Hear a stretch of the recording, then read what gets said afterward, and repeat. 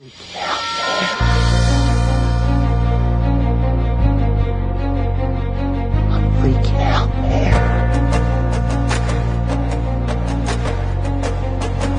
can't handle the truth. You can't handle the truth. What do all men power want? More power. My name is luca-zanna. I was an Italian by birth, and I became an American by choice. Our lives and freedoms are in danger. This is not a drill. If you're listening to this broadcasting, you are the resistance. All systems go. Welcome to Love, Guns, and Freedom. We're not afraid. Here we go, guys and girls. Another Sunday, another show. You're listening to Love, Guns, and Freedom with luca-zanna on K-Talks 1340 AM and also 104.1 FM. On this show, we talk about many different subjects. Yes, the show is called Love, Guns, and Freedom. There are a lot of things between. Between love and guns, there is always freedom, for sure. But what is the most really ultimate freedom, my humble opinion? To be independent, to be self-efficient, to not be completely constrained that you must depend on somebody else. In this case, would be the government. I believe in helping each other. I believe that it's beautiful to have people that may be like-minded. They can get together and they can start to share information, learning, and also find a way to enjoy life. Because that's the spirit at the end. We're not here just to talk about depressive things like politicians selling us out. The idea is also to enjoy our life. Something that they try to make very difficult. Because that's pretty much the job of the government. Make your life miserable. Think about it. So I want to talk about great things today. There are a couple of great people I've been knowing for a few years. I had them on my show a few times, and I really like him. I like him because, as I said, I feel very connected to what they do, the way they look at life, and even sometimes I guess that I don't agree. Guess what? I always invite you. But these people, I really like pretty much everything they do. I like that. Now, the topic is going to be preparedness, to be self-efficient, to be self-reliable, to be ready when you don't have any more mama government be there doing things that they say they want to do. Guess what? I believe always it's better to have local people that they can be ready to help each other. I believe can be much faster, more proficient, and also less hassle. Now, beside that, there is another aspect. This is not just about being prepared, but also about a belief aspect. On my show, I talk about every religion. Every religion is welcome. And even I have a religion that it's only really one, the one I completely despise, and I'm not even going to be shy. As I said, if you have a religion that you believe in whatever, I don't care. I don't really care. But when you have a religion that you believe that I'm supposed to submit to your belief, and I have three options in case I don't like it. One is to convert, the other one you chop my head, and the third option I should pay a tax because I'm a citizen, be citizen. I have a big problem with that book. And I'm not shy, you already heard me many times. But in general, every religion that minds their business is pretty much welcome here.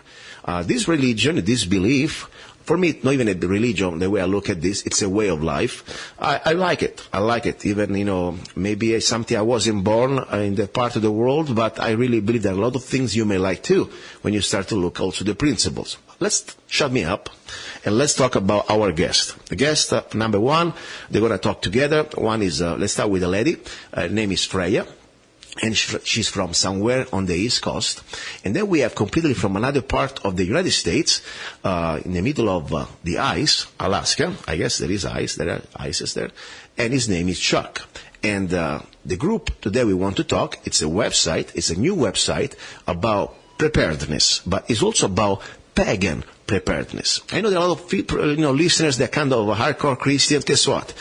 Be happy, enjoy, have a sip of coffee or drink of tea, and don't get so paranoid. Because after all, as I said, nobody's going to force you to do anything. Okay? Here, this is not like the other holy book that it chops your head. This religion or belief is pretty much one of the most peaceful and more important. They mind their business. I never heard anybody of them convert anybody. Probably the opposite with the Christians, but that's another story. Now, Chuck and Freya, are you there? Yes. Yep, we're here. I know I probably, got so much out of my mouth. I'm going to shut up now, and I'm going to let you talk. If my voice, by the way, a little strange, I've been having cold and flu, so I enjoy that you can talk now. So let's start with, first of all, Freya. Freya, I had you on my past shows. You are an expert in different things. But one thing for sure, it's about knowing the nature, to use nature to help yourself, to healing yourself. Is that right? Right, herbalism and using other natural ingredients to make your own medicines.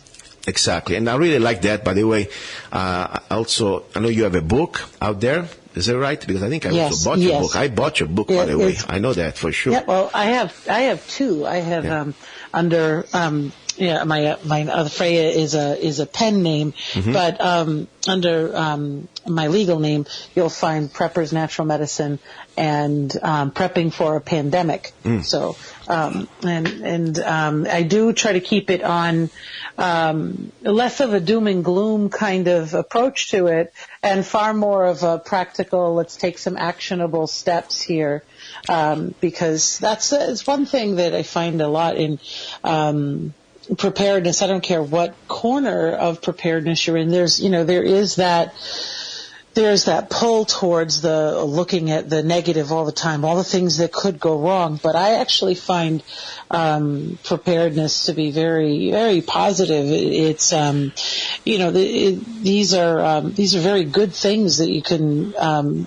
That you should be, as far as I'm concerned, you should be doing. I agree. For yourself. I agree because for example, preparedness. I don't want to wait for the end of the world to enjoy the information that you share. I believe that, for example, healing with nature. For example, right now I got a cough. Okay, I know that there are a lot of natural remedies to help me out with cough. Why should I? This is not about waiting for extreme scenarios. This is about enjoying life for everyday's life. For example, for somebody. What I love about herbalism, though, where it comes in, is that, when you talk about self-reliance, that's about as self-reliant as you're going to get. And, it's very empowering, when you can just reach into your spice cabinet and maybe grab a couple of things and put something together, and you get, some real relief from it.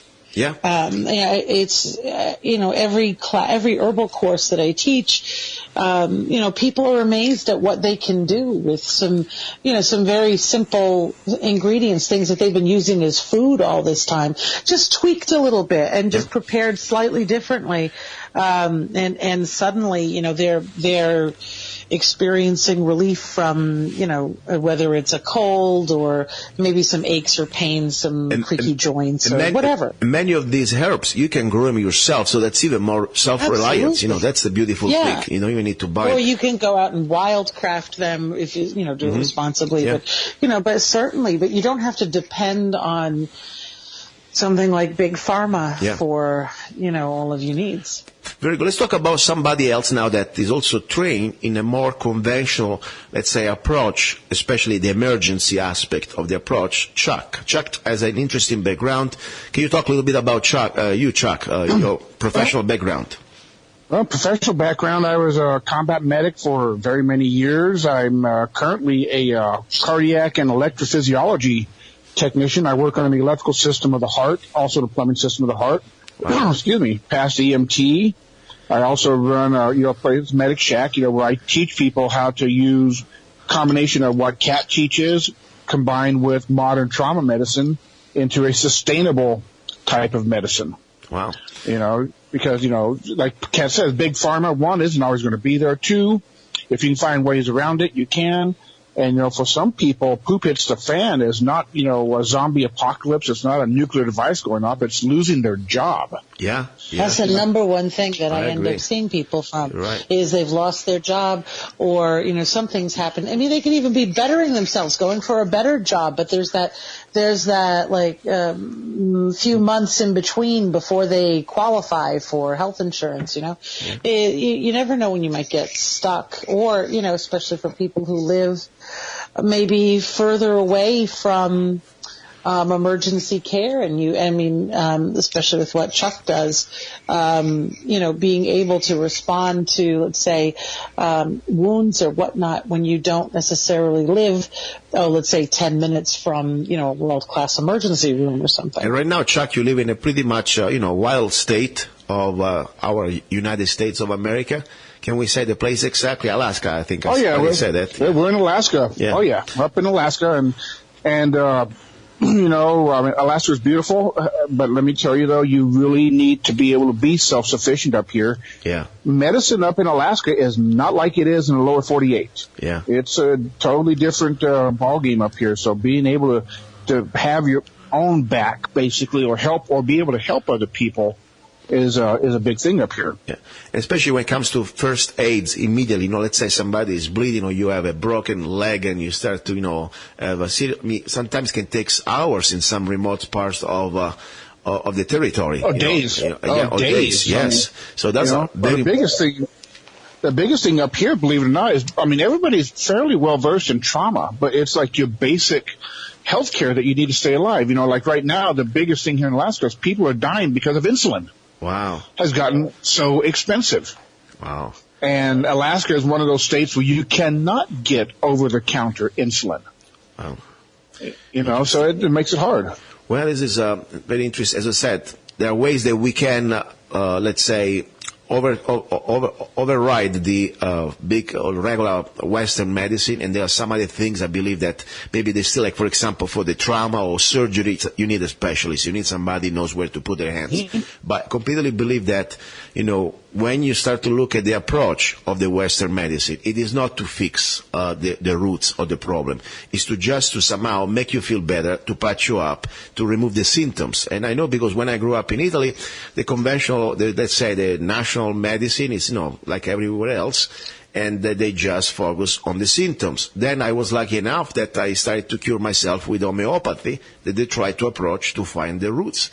And I believe even the fact that, let's say, herbs or natural remedies, they're still going to look at maybe at the end results, but the side effects are different because, you can get something for your, let's say, sore throat or for your fever, and they can destroy your liver. There's so much stuff out there that now they start to admit. Is it true, Freya?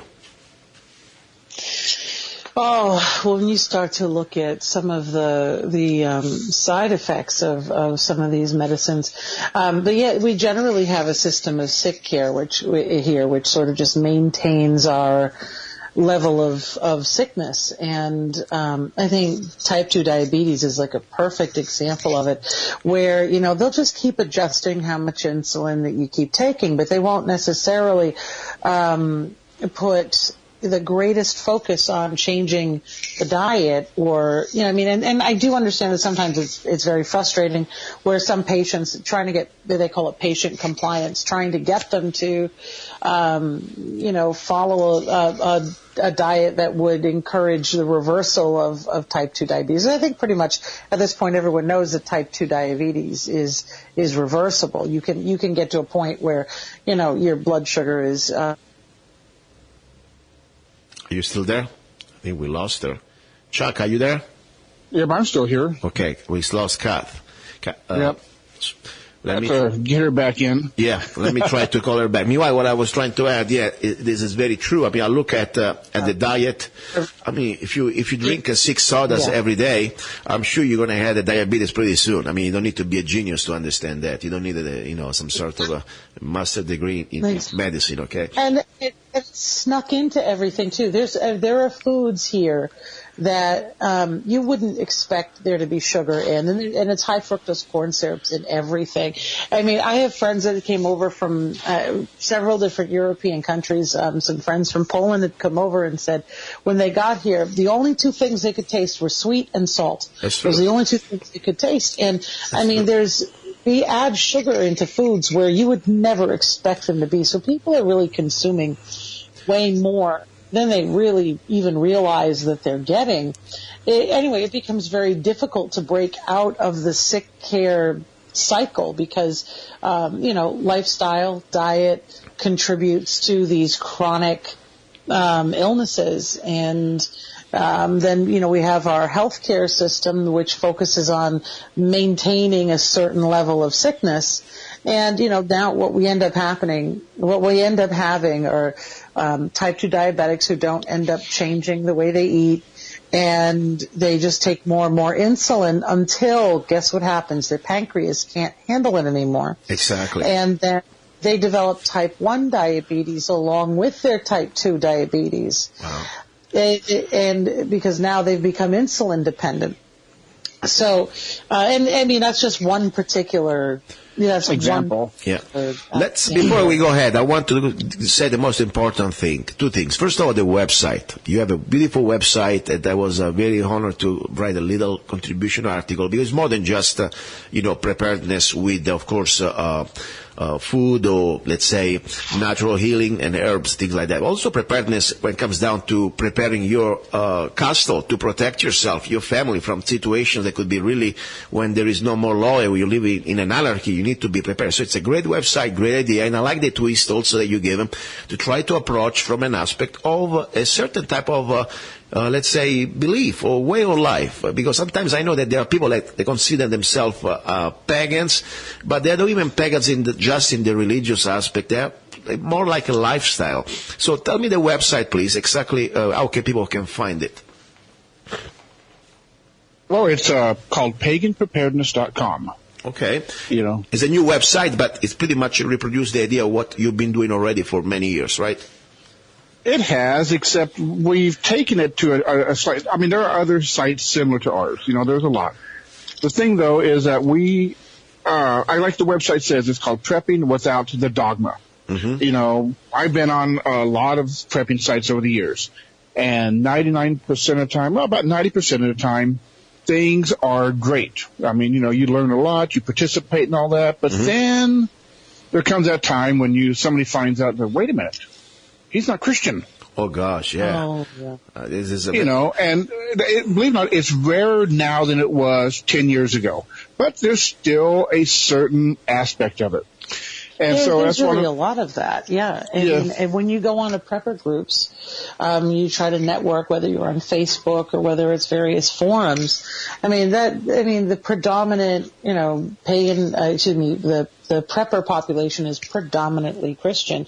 And that naturally sort of bleeds out into, the whole culture of preparedness, but they're not the only ones out there, with an eye on what could potentially go wrong. And sometimes when you're networking in these groups, and I'll say most of the people who I've met are really wonderful people. This isn't, to say anything about, anybody that, that I've been friendly with or anything like that. But there are, those few individuals that, and every religion has them. Every single one does. Yeah, it's true. There is a little bit everywhere, but there are two parts, Of course, as I said before, I want to spell it out. I'm not even trying to be shy. The Muslims believe, if you're a true Muslim, okay, if you're just somebody that was born Muslim, like I was born Catholic, I couldn't care less. I refused to kiss the Pope rings when I was 11, okay? So that's different. I never felt myself to be a Catholic anyway.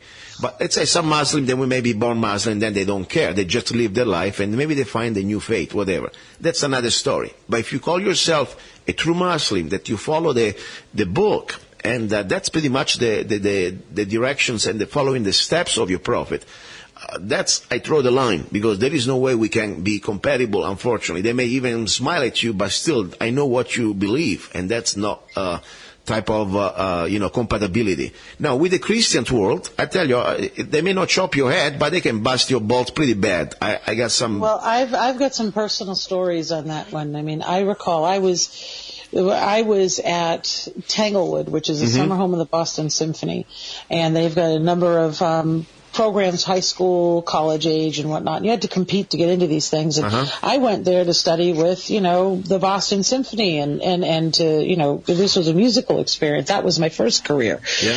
And, I had a roommate who was very Christian. Now, she found out I was not Christian. I became her and her friend's project for that summer. Wow. And they, in every opportunity they could, they were in my face, and it was to the point where it was harassment, and, of course, it was one of those things where, the institution was like, well, the program was like, well, we don't really want to get involved with this.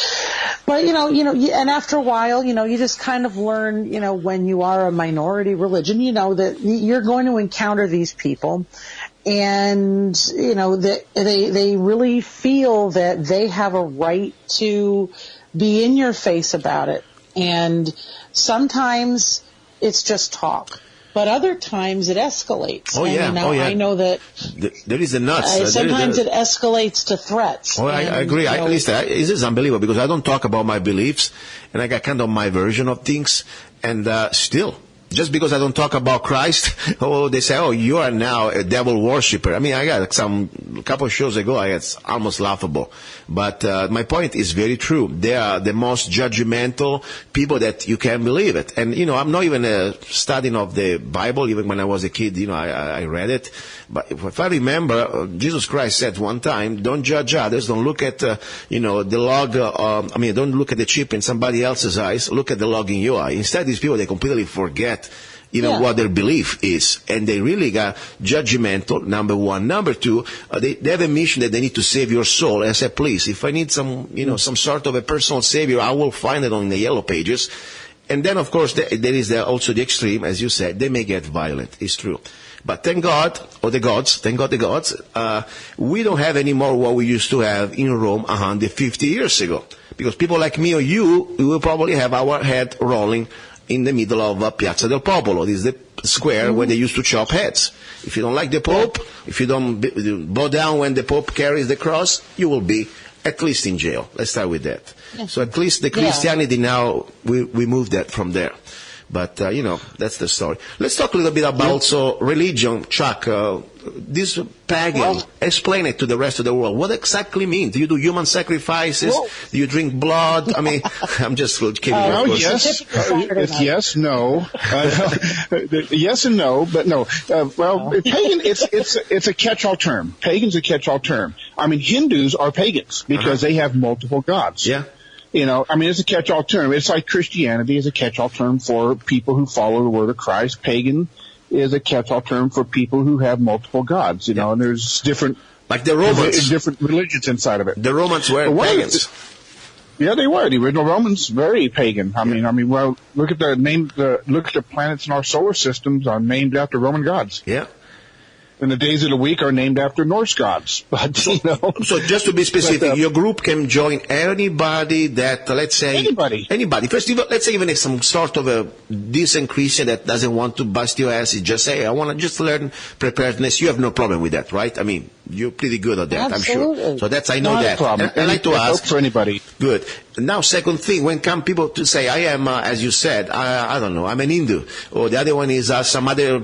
pagan religion, I'm a Wiccan, or whatever. So you open to... Well, actually, that's one of the things that I wanted to talk about, too, is one of the things we want to do is educate people on prepping. Wiccans are some of the most gentle, loving people you'd ever find on the planet. However, they have one, and it's not a flaw, some of us may consider a flaw, others, to them it's not, but they have this one thing on violence. And one of the things is, and we do, I do too. I mean, I don't like it.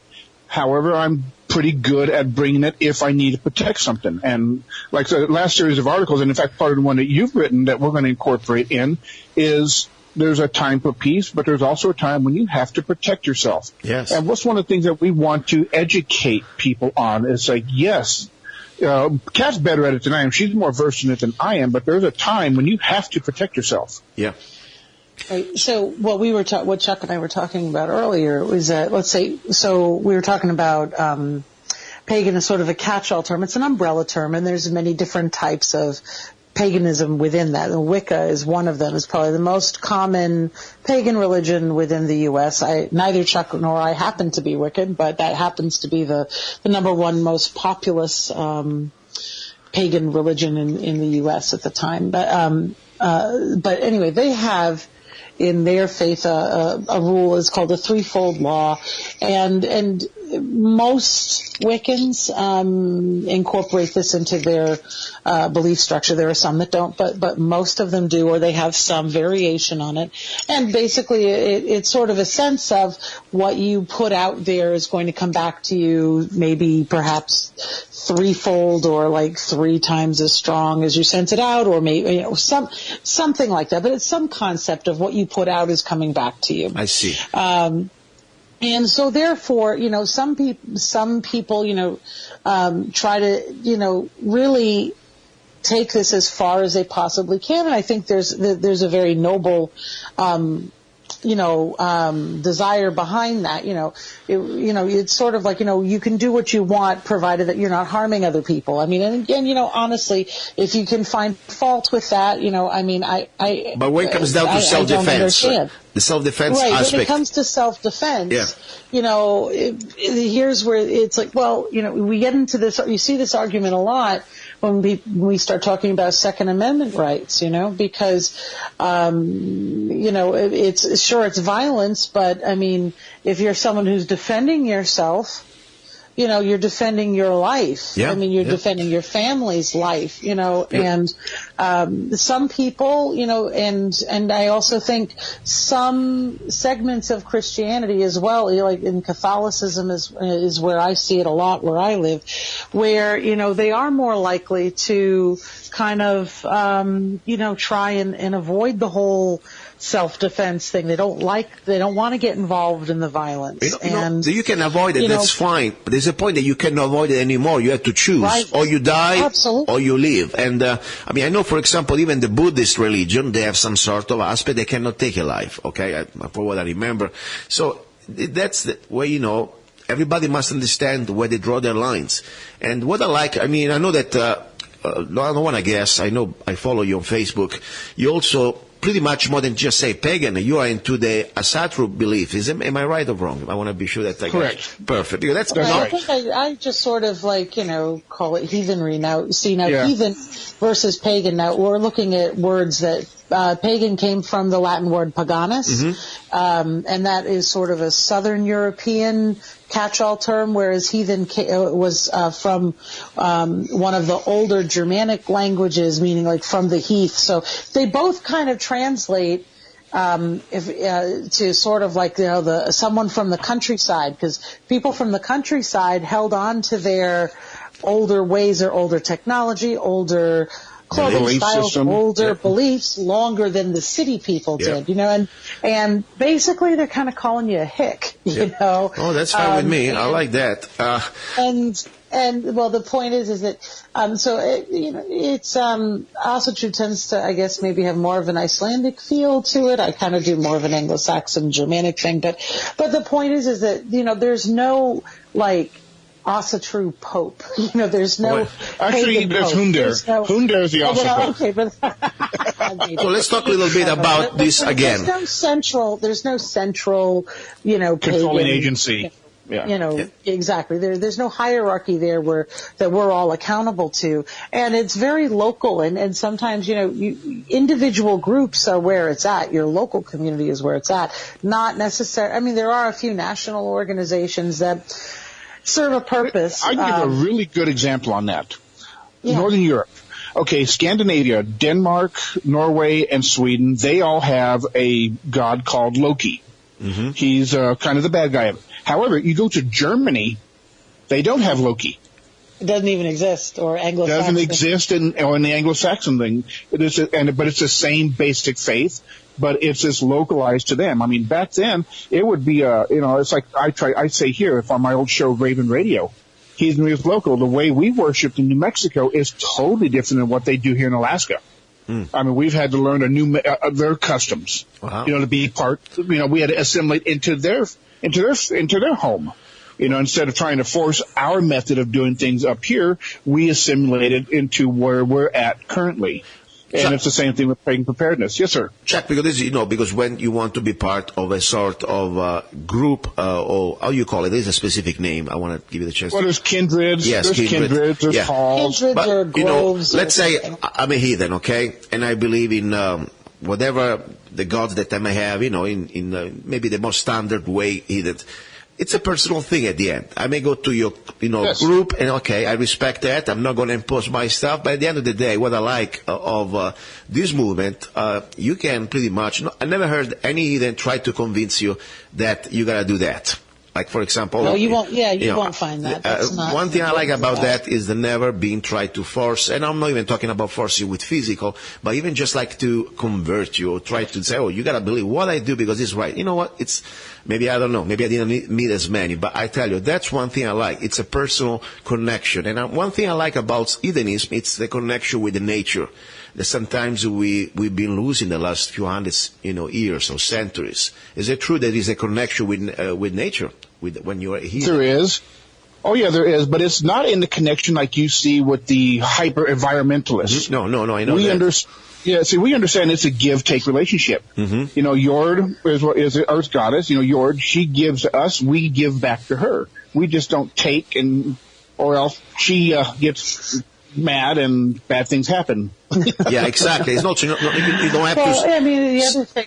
Go ahead. Yeah, I think when it comes to that is that it's a very world-accepting worldview. This world that we live in is not seen as something to escape from. This is the world that we were given. This Midgard here, this Middle Earth, this reality that we live in here.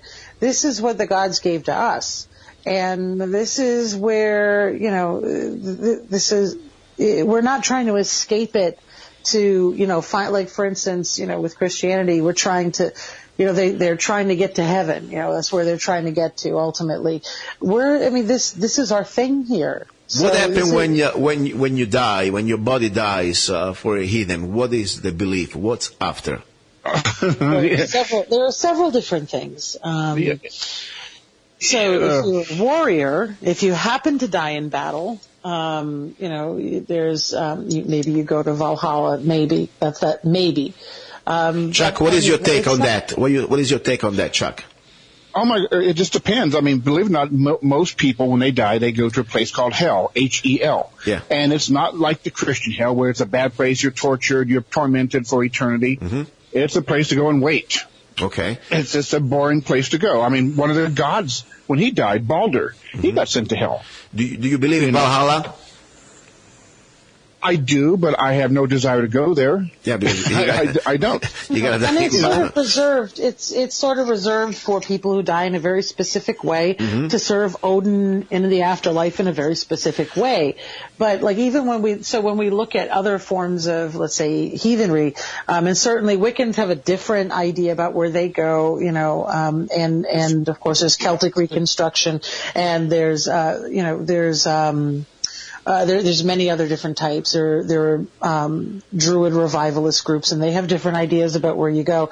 But let's say even within heathenry, so if you look back into, let's say, because if you look into like Germanic or Anglo-Saxon heathenry, or you look maybe earlier in time, you can find the name for the goddess Hel that you see in Scandinavian lore, that she was the goddess that ruled over the land of the dead.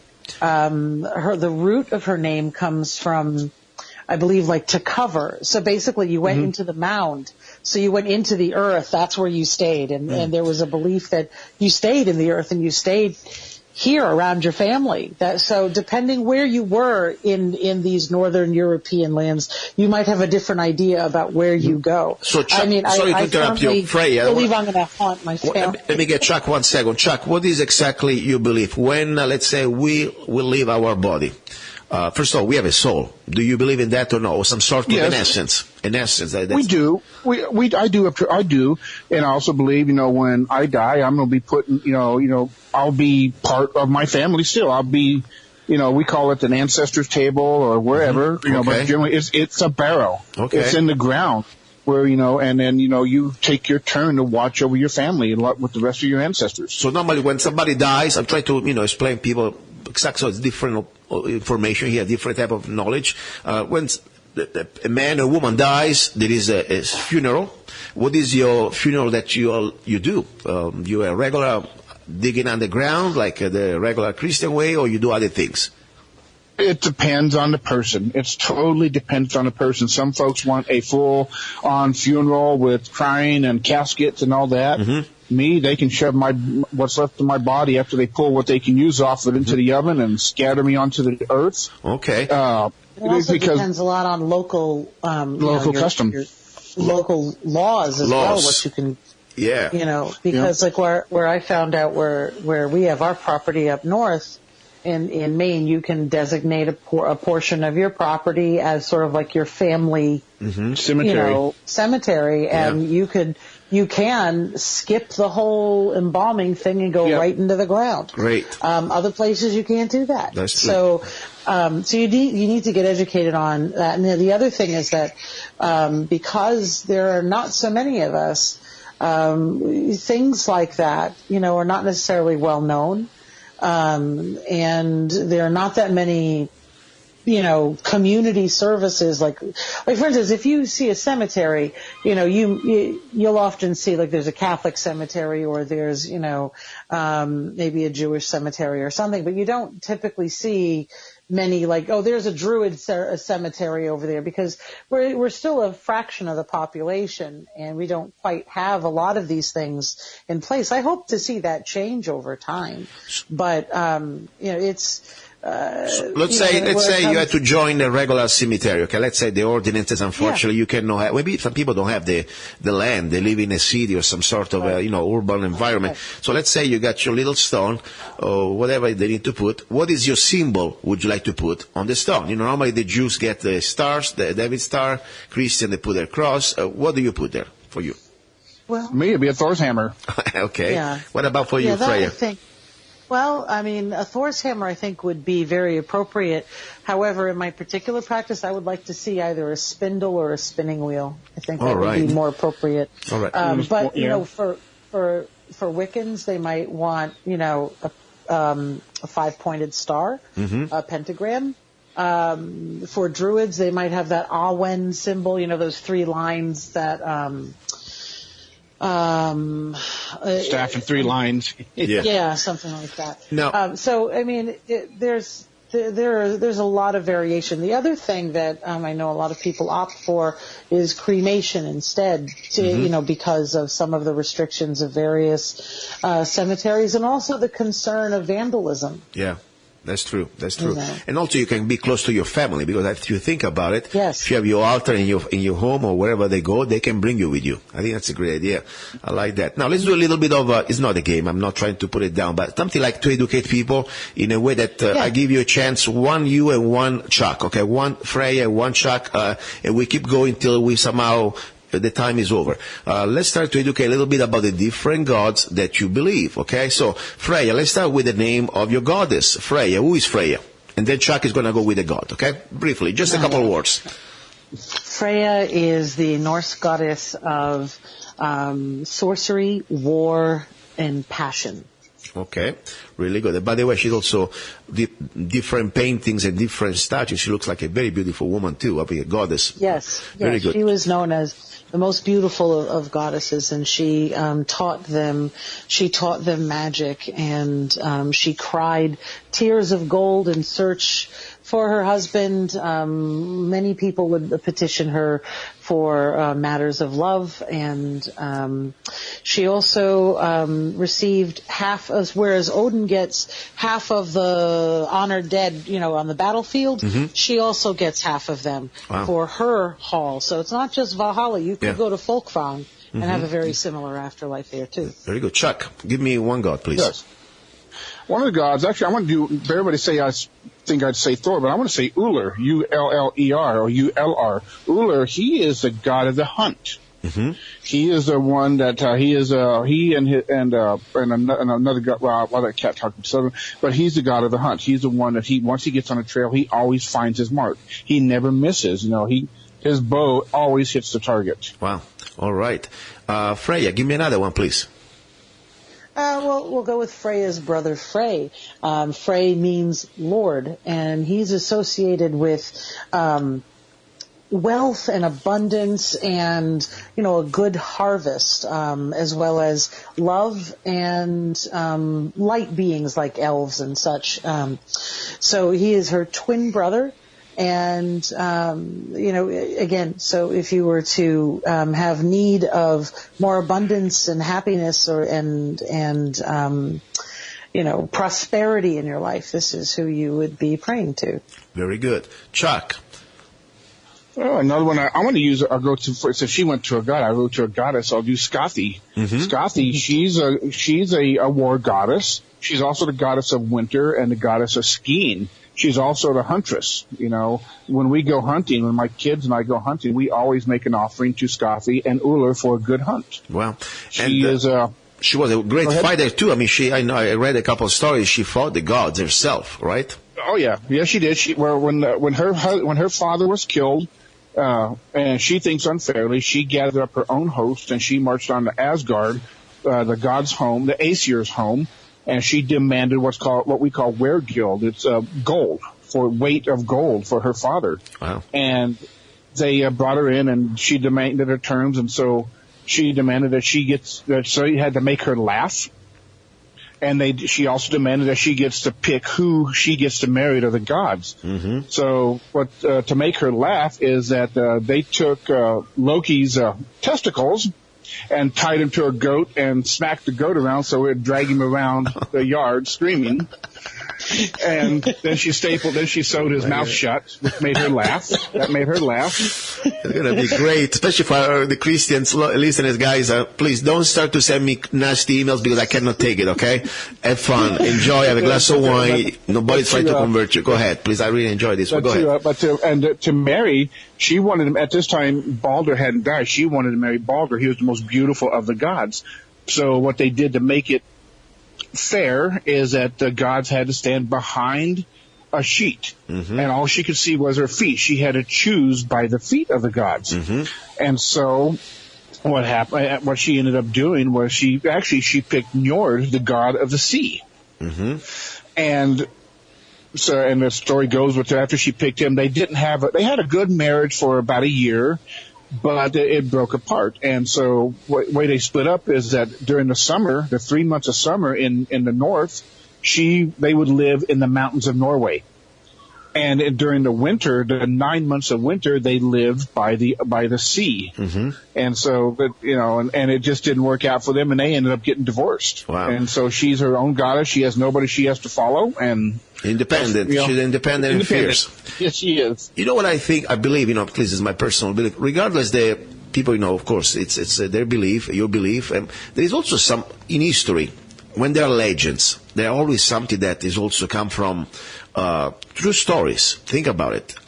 Even if it may not be just maybe a god, I know, for example, some people that they are Asatru, but they are not really in the sense of, let's say, religious Asatru. It's more like a lifestyle or principles of life. But the point is still, think about what if maybe 3,000 years ago or so, there were different characters, maybe different type of beings, that they had very special gifts or special powers, okay? And then legends start to get, narrated generation after generation. I mean, there's a lot of things that I believe that, beside the religious aspect, can be also found almost in an historical way. I mean, if you look even at some parts of the Bible, they talk about, Ezekiel, whatever his name, flying, being taken by a chariot of fire. What if that was maybe a UFO and was kidnapped by the aliens? I mean, just having an open mind in that area, I was thinking about that. What do you think? Is it possible maybe these gods, they were just beings with the supernatural powers, that they were visiting our planet, and they live here as among us, and they were just trying to share also some of them good things, like, Freya and other gods, trying to give knowledge or, empowering humanity. And some of them, maybe they weren't as nice. Is it possible in your mind something like that, or just you believe just the religious aspect? Oh, I mean, it's always possible because, they didn't have the background that we do to differentiate between, illusion and reality. And so, there is that slight possibility. I mean, Stargate, the TV show Stargate, played that up for about 5 years. Yeah. With the Asgard. Yeah, that's true. But, it's possible. I mean, I think about it I know that our gods are mortal. Yeah. They will die. Yeah, that's true. What is the difference, Freya, what is the difference from, let's say, monotheistic religion like the Judeo-Christian religion, the relationship with God, and your relation with the gods? How do you look at the gods? You bow down, you fear them, like, oh my God, please don't punish me, don't kill my son, or blah, blah, blah, or or maybe they have a different relationship? What is it's a little different relationship, but I mean, first of all, I will say, if a god you call it a god, it's bigger than you. I mean, so if you're not being reverent with it, then you probably haven't really been around a god if you don't feel some sort of sense of awe. Because I mean, I do see some people that they'll talk about the gods as if, like, oh, they're going to go and have tea with them later or something. I'm like, no, I don't understand. No. Then you've never really been around one if you think you can be that casual about it. Thor is not your drinking buddy. Yeah. So, but the point is that these are powers larger than us, and if they were not larger than us, then we have zero need to be, petitioning them, leaving them offerings, or praying to them. But what's different here is that there is something called a gift cycle. And when we give offerings and we pray to them, there is a relationship being set up. There is an expectation that, you give them a gift, they give you a gift. That's sort of like, you ever go to somebody's house, you bring a little something? Mm-hmm. It's kind of the same thing. You show up to your altar, you show up outside, wherever you're going to be leaving your offerings. If it's a particular time of year or something, you want to leave a little something. You don't show up empty-handed and say you start, I want this, I want that. They're not a wish vending machine or something either. Yes. So there's a relationship that needs to be built up that's based out of respect, that's based out of trust, that where you can see that there's this mutually beneficial relationship going on in this, and it's done through the gift cycle. And if they're not responding to you, if they are not, partnering with you, if they are not assisting you, why are you worshiping them? Yeah. Chuck, you just said something that is kind of different from more the other religions, at least the Christian religion. The gods technically can die. How can they die? How can they die? It's by age. This one is one of those touchy. Well, age, yes, is one way, but it's one of those touchy subjects that will get into. It'll get you a good bar fight going between heathens in a bar. Yeah. They are mortal, and there's one thing. It's a poem called the Voluspa. It's the first poem in the Poetic Edda, and it goes through and it gives you the lineage of the gods, and it gives you the lineage of dwarves, which is. Nobody really knows why they did that when they wrote it, but it goes toward the end. It goes toward history, and it goes toward the end of how the gods die. And it's Christians call it Armageddon. We call it Ragnarok, and it means twilight of the gods. And the story goes is that Freya, he gave up his sword so he could eat his wife, and he fights against the fire giant Surt with nothing but an antler off of an elk. Thor dies in battling the Midgard serpent. Odin dies by battling the Fenris the wolf. And then, but what's left though is most of the Vanir are still left, and the children of the gods are still left. Thor's daughters and sons, a couple of Odin's kids are still hanging around.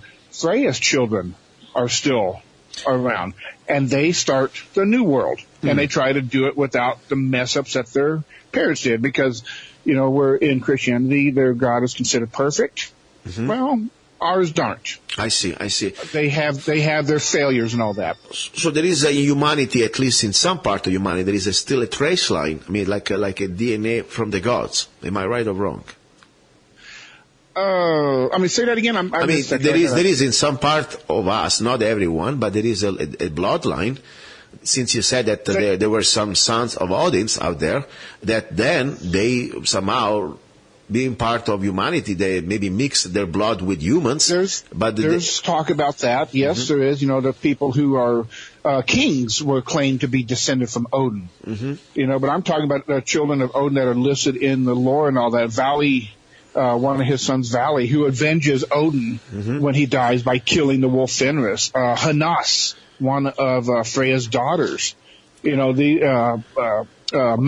and Moni and Thrud, the daughters and sons of Thor. A little bit different than how would you put half-breeds yeah. of humans. It's a different thing. But there are a number of kings that claim lineage to to Freya and to Odin. Like the Ingavones claimed their lineage to Ing, which is another name for the god Frey. So I mean, and there were several others too. But one thing I want to add on that. Yeah, but there's one thing I want to add what Freya was saying a little bit earlier on the relationships we have with gods. Believe it or not, most of us don't go to the gods first for help. You really don't want to gain a lot of attention of the gods. I mean, the Greeks are famous for that. I mean, they found out what happened when they got way too much attention from the gods. Zeus would get pretty violent. And it's similar in our faith, too. I mean, is Thor going to strike me with a lightning bolt because I bugged him too much? I don't know. Probably not. But what we go through, we're similar to the Asians, is ancestors. Very much so. Ancestors are our go-to for help, because they have direct stock in our lives. The gods, they have a little bit, but it's our ancestors have direct stock in our lives. Yeah, that's true. Because we are carrying on their stock. A very special group of ancestors, the Seer, the specific women from your ancestral lines. Not every woman, but certain women, would take on this role of being Desir, and that was their job, not to look over an individual, but to look over and protect the family. Because we have to keep in mind that prior to Christianity, the smallest unit that was seen, when we talk about like this being a religion or a way of life, the smallest unit that was understood would have been the family, not the individual. And that family bond was one of the very first things that Christianity tried to wear away at through court cases. Like if for instance, you used to be able to, like if somebody killed a relative of yours, and even accidentally, you could essentially take them to court, and you could have anybody in their family be responsible for compensating you. As opposed to just the person who did the act. So it's a little, family and ancestors are a big deal. Hey, Luca? Like in Rome, the ancient Romans, the Romans, they used to have, a little altar with all the ancestors inside the special part of the house, of the home, and that's pretty much where they ask for help. I mean, they used to ask for help, That's, Hey, Luca? Yes. Hey, I'm sorry. I got to get back into the office here. I got one of these lieutenants waving at me here. I'll let you go. Listen, Chuck, thank you very much. And I'm going to finish up with Freya, okay? Thank you. All right. Thank you. Bye-bye. Okay, that was Chuck. And by the way, the website, please, Freya, give one more time the name of the website.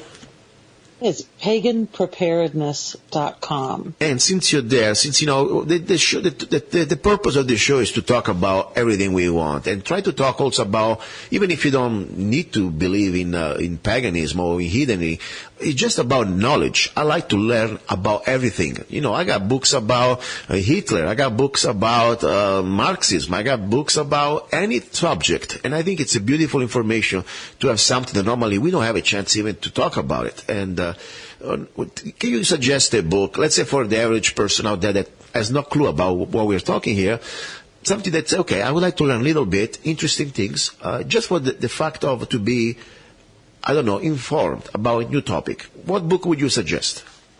Well, when it comes to heathenry specifically, probably We Are Our Deeds. That'll give you a really good overview of the values and the ethics from a heathen or Northern European worldview. Very good. And since we're talking about a book, before I let you go, one more time, give one of your manuals, books that you have on Amazon, so people maybe can have a little bit more of practice on how to be self-reliant, in healing themselves with herbs. And by the way, little notes I didn't say at the beginning, in case our FDA friends are listening. We are not giving any type of medical advice. We are just sharing our opinion, so please leave us the heck alone. Thank you. Go, Freya. That would be Prepper's Natural Medicine. Very good. Thank you, Freya. I appreciate it. And may the gods be with you, okay? Thank you. Thanks. Thank you very much. Bye-bye. Bye-bye. All right. That was Freya. Bye-bye. That was Chuck. I think it was a great information. As I said, you don't need to be a heathen. You don't need to be a pagan. You need just to be a human being that maybe wants to learn something different. if you're a Buddhist, I welcome you. If you're a Muslim that, you can behave and you don't threat anybody with violence, I want you on the show. By the way, I had Muslims on my show. I had the black guy from Africa that threatened President Trump before he was even a president to chop his to chop his penis. You remember that? I had him on the show. I don't agree with him, but guess what? He's civil, I'm civil, we were fine. So I want everybody's welcome. We have any type of restrictions when it comes down to, on our show here, on my show, Love, Guns, and Freedom. All right, little bit of a break. You're listening to Love, Guns, and Freedom with luca-zanna. Do not go away. He's a songwriter, a poet, a rifleman. I'm not afraid. And a constitutional activist. I'm not afraid. Italian by birth. I'm not afraid. American by choice. Gianluca Zanna. I'm not afraid. And his new CD, Love, Guns, and Freedom. 16 powerful songs on one CD from the heart of a patriot.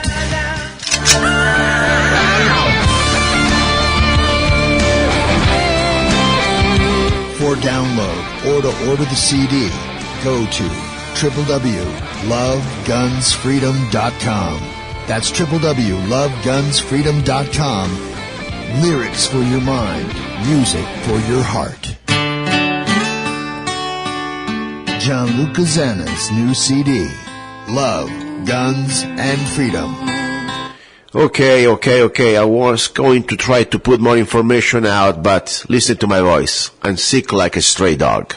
So we'll talk next Sunday. I have a great show, a great guest. I will have a great, great guide from Illinois that really is trying to help women with the empowerment of the Second Amendment. It's a non-profit project where he donates shotguns and also training. It's a great program. I will talk next Sunday. Meanwhile, I want to say thank you for listening. Sorry for my stuffed nose. And please go to www.zanna.us and try to support, if you can, my efforts here. I appreciate it. God's willing. Talk to you next Sunday. Ciao.